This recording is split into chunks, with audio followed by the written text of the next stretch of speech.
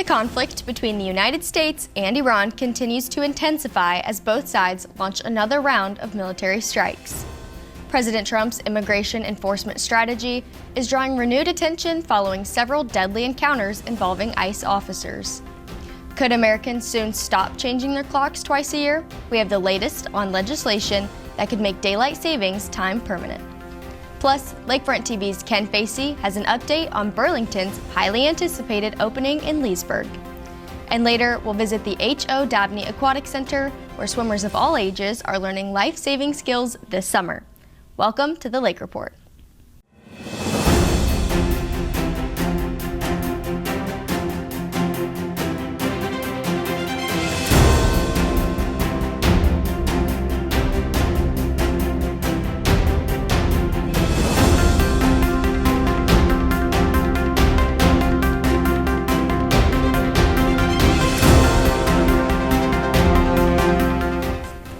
Hello everyone, and welcome to the Lake Report. I'm Claire Carlton.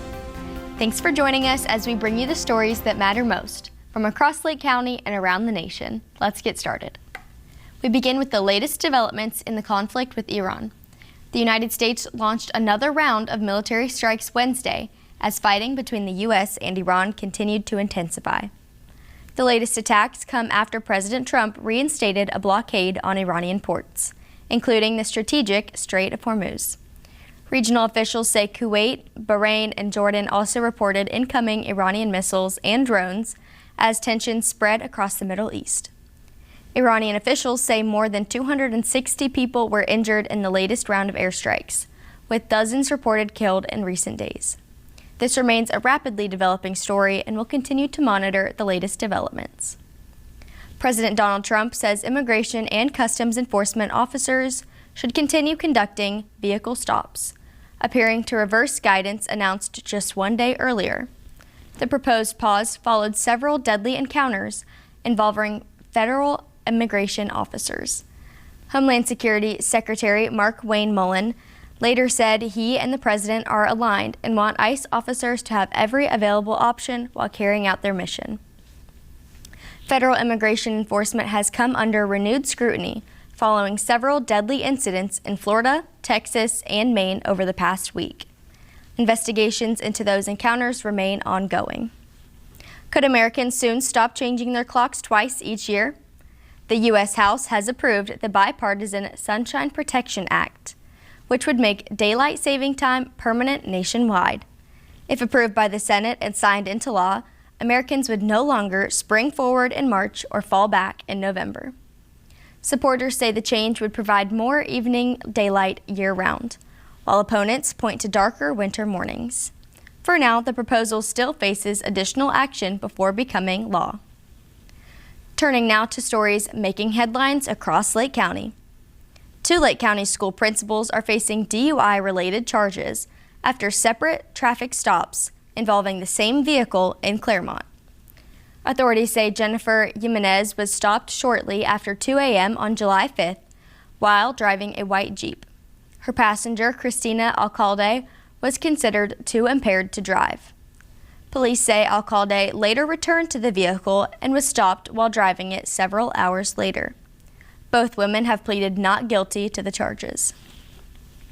After nearly 2 years of detours, Lake County is moving forward with plans to rebuild a washed-out section of Britt Road near Mount Dora. The roadway has remained closed since Hurricane Milton damaged the area, forcing drivers onto lengthy detours. Commissioners have now approved a construction contract, with work expected to begin later this month. The project includes new stormwater infrastructure, improved drainage, and roadway upgrades designed to better withstand future storms. County officials say Britt Road is expected to reopen by October. It's welcome news for local shoppers. A familiar national retailer is getting to open its doors in Leesburg.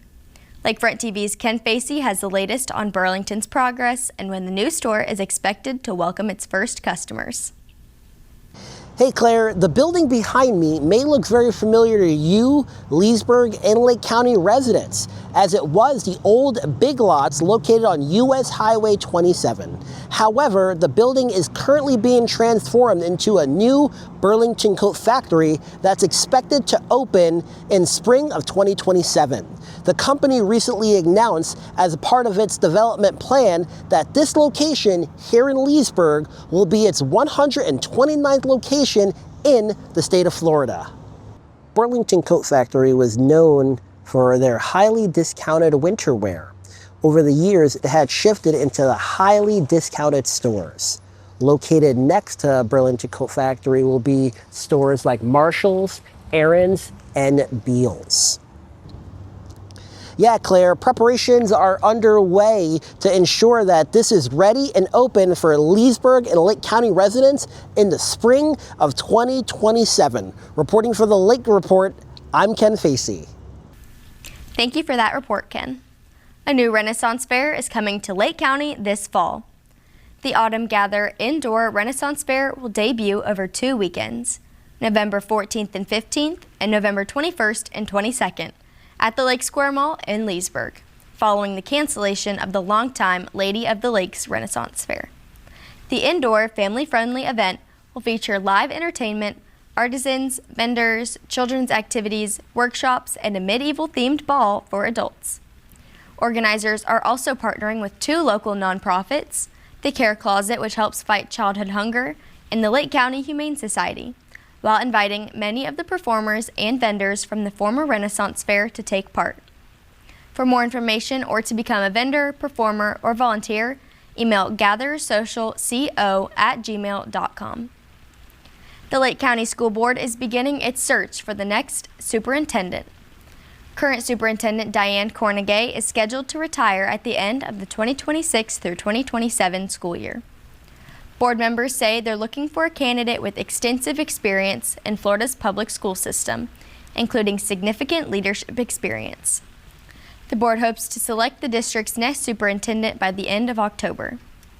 We close this news block by remembering 2 individuals whose lives left a lasting impact, one in public service and the other in entertainment. Our nation is mourning the loss of longtime U.S. Senator Lindsey Graham. Senator Graham died Saturday following what his office described as a brief and sudden illness. President Donald Trump called Graham a true American patriot and praised his decades of public service. A longtime voice on national defense and foreign policy, Graham also served 33 years in the U.S. Air Force, Air Force Reserve, and South Carolina Air National Guard before retiring as a colonel. Senator Lindsey Graham was 71. The entertainment world is mourning the loss of acclaimed actor Sam Neill, who died Monday at the age of 78. Neill was best known for his role as Dr. Alan Grant in the blockbuster Jurassic Park franchise, becoming one of the series' most beloved stars. His longtime co-star Laura Dern remembered Neill as her beloved lifetime friend, praising his loyalty, kindness, and unmistakable wit. Sam Neill's career spanned more than 5 decades, leaving a lasting legacy in film and television. We'll be right back.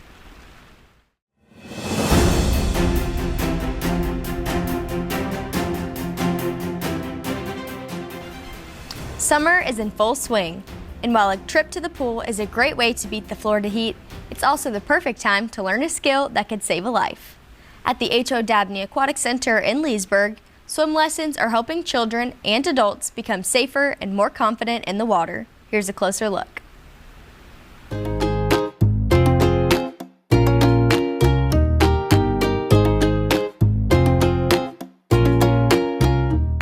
I think swim lessons are really important because it's super beneficial for children to learn water safety in or around water, since living in Florida, we're surrounded by it. Hi, my name is Emma Prater and I'm a water safety instructor here at the Dabney Pool. My name is Eliza Bills and I'm also an instructor here at the Dabney Pool. First thing we learned are back floats, because if you ever fall in the water, whenever you wait for help from a lifeguard or your parent, you can go in your back float while you wait for help. And the second thing we always go through is our front crawl, which is just your arm movements and your legs. So it's super important, as it's the key way to swim. A basic lesson is 30 minutes long, so we make sure that they know how to do their front glides, their back glides, and swimming on their front and their back. And the biggest thing is getting their head under the water so that when they have a situation happen that they're ready to swim on their own and get their arms out and just do their thing. So I found a lot of kids that we've had in our infant class, which is our mommy and me class, and they move up to our pre-A class, and so they already have a little knowledge about their back floats and their kicks and their arm movements. So that's really beneficial for us because they already know some of the basics. We also have a lot of older kids that come in and they just want to get better technique, and so those would be like your level 3s and 4s, and so they can come back and just keep practicing and get better on all the strokes. And I think it's also very important that children are very comfortable in the water, and I also just love to see their progress throughout the sessions. It's really cool to see their improvement through the end of it. So in our swim teams, our majority of those children have been in lessons for about 3 years. They've gone through lesson 1, 2, 3, and 4, and then after 4, we automatically offer them the swim team.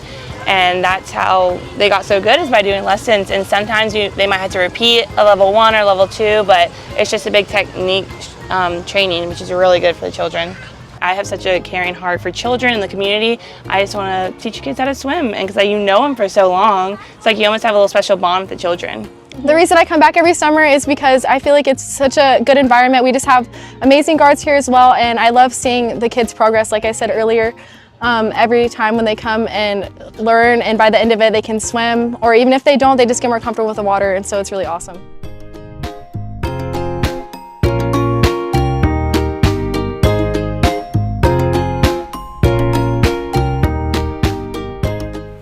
Swimming is a great way to stay active, have fun, and learn skills that can last a lifetime. To learn more about swim lessons and other programs offered by the City of Leesburg Recreation Department, visit leesburgflorida.gov and click on Recreation Department. Coming up, a powerful look at the movement that changed American history. We'll take you to the Leesburg Public Library for a special America 250 presentation on the fight for women's suffrage.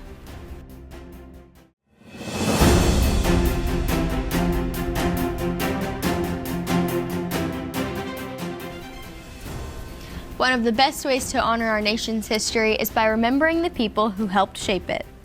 As part of the America 250 series, the Leesburg Public Library recently hosted a special presentation on the women whose decades-long fight led to the passage of the 19th Amendment and forever changed American history. Here's a closer look.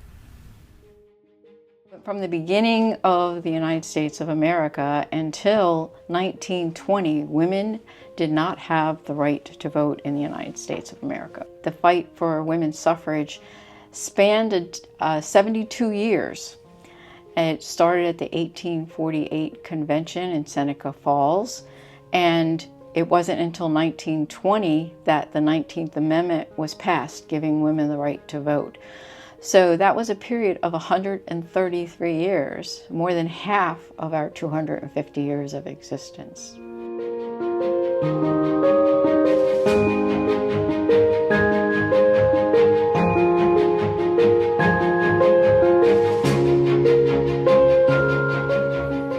Hello, I'm Robert Voiles, the Library Program Coordinator here at the Leesburg Public Library. And for America 250 programming, we're going to be having a presentation with the League of Women Voters on the fight for women's suffrage. We're joined today with Bernadette Ailey from the League of Women Voters. Bernadette, nice to meet you. Hi, nice to meet you, Robert. Thank you for joining us. What is the fight for women's suffrage? So suffrage was to get the right to vote. So from the beginning of the United States of America until 1920, women did not have the right to vote in the United States of America. Why is this story so important still to tell now? Well, we are celebrating our 250th anniversary as a nation, and it's important to look back over history and see what's occurred during that time. And we need to look back at what has happened over those years. There's so much that went on in the United States to make us who we are today. So the fight for women's suffrage spanned 72 years. And it started at the 1848 convention in Seneca Falls, and It wasn't until 1920 that the 19th Amendment was passed, giving women the right to vote. So that was a period of 133 years, more than half of our 250 years of existence. The purple, each color represents a virtue. So the purple stood for loyalty and steadfastness, the white for purity of purpose, and the yellow, gold, for light, life, and hope that guided the cause for suffrage. What is our audience going to take away from this presentation today?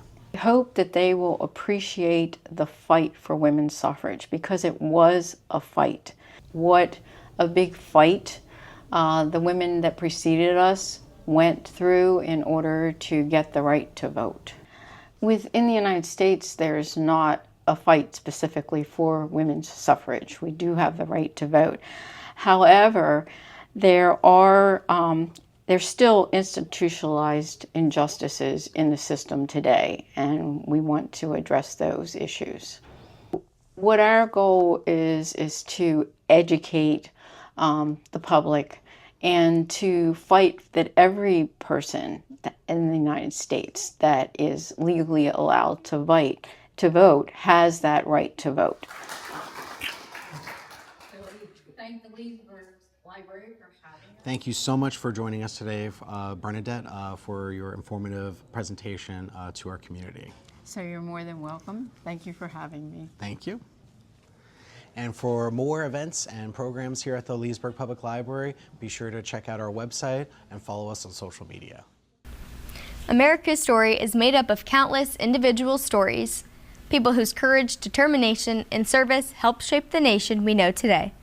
It's a reminder that every generation has the opportunity to leave its own mark and strengthen the communities we call home. Thanks for joining us on this week's Lake Report. If you have a story idea or know someone making a difference in our community, we'd love to hear from you. Send us an email to lakefronttv@leesburgflorida.gov.